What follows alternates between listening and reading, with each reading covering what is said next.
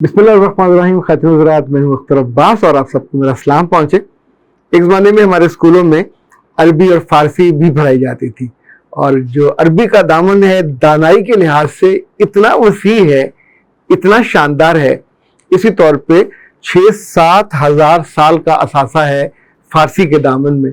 पर फिर ऐसे जालिम लोग हमारी किस्मत में आए कि जिन्होंने अंग्रेज़ी हमारे लिए लाजिम कर दी और अरबी की दानाई से और जो फ़ारसी का इल्म और फहम का पूरा ख़जाना था उससे महरूम हो गए।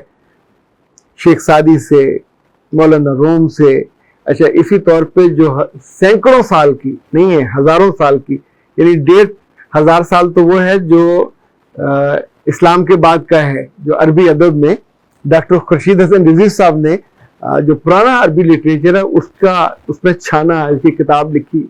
और उस अदब में भी जहाँ बहुत सी ऐसी चीज़ें हैं, अशार हैं और इतनी इतनी दानाई की बातें कि इंसान हैरान रह जाता है। जो आज के अरब हैं ये भी कम नहीं है। हमें चूँकि वास्ता नहीं पड़ता, अरबी दुनिया में आए रोज़ कोई ना कोई ऐसी बात, ऐसी कहानी, ऐसा वाक़या शेयर होता है कि जो लम्हा भर को तो आपको बिल्कुल जैसे होता है दिल मुट्ठी में ले लेता है।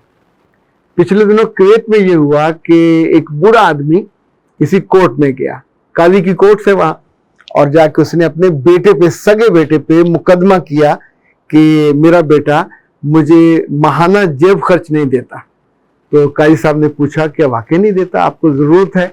उसने कहा जी बिल्कुल मुझे ज़रूरत है और मुझे माहाना जेब खर्च मेरा हक बनता है। तो काजी ने कहा अगर आप बाप हो फिर तो किसी दलील की ज़रूरत ही नहीं है कि उसको आपको पैसे देने चाहिए। आपने उसको पढ़ाया, बड़ा किया, कारोबार पे सेट किया, तो आपका इस्तेहकाक है ये, और दीन ने इसका हुक्म दिया है, यानी इस पर तो कोई दूसरी राय कोई दलील है ही नहीं।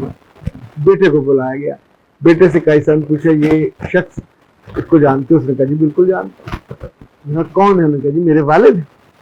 तो उन्होंने कहा इन्होंने तुम पे केस किया है कि तुम उनको जेब खर्च नहीं देते।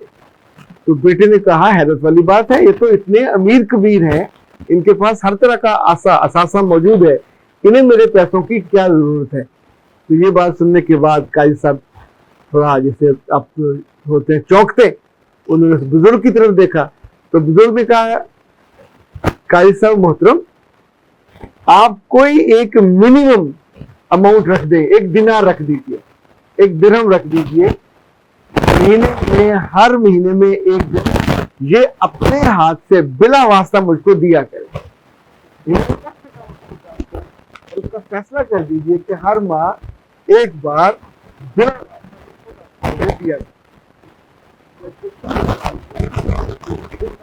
देखा उनके यूं समझे बुढ़ापे में, वैसे तो कुरान पाक में भी हुक्म है कि जब तुम्हें तुम्हारे माँ बाप बुढ़ापे में मिले उनको कभी उफ ना करो, और उन्हें कभी उनके बारे में, जो आम तौर पे आज की औलाद है इसको बहुत मर्ज है, ज़रा इस बात पे माँ बाप के आगे बोल पड़ते हैं या शाउट करने लगते हैं।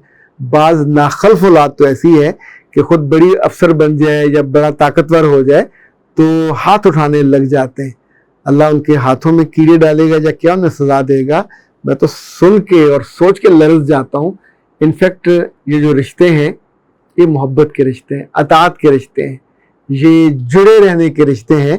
इनसे दूरी उनके दिल को तकलीफ होती है तो याद रखिएगा आपकी दुनिया तो शायद ना बिगड़े पर आखिरत जरूर बिगड़ जाए। जब ऐसा मामला होने लगे तो कभी यहाँ तक मामला ना आने दीजिएगा कि बूढ़े बाप को और बूढ़ी माँ को कोर्ट में जाके अपने बेटे का लम्स और उसकी हाजिरी और उसको अपने सामने बिठाने और देखने के लिए किसी जज से रिक्वेस्ट करनी पड़े।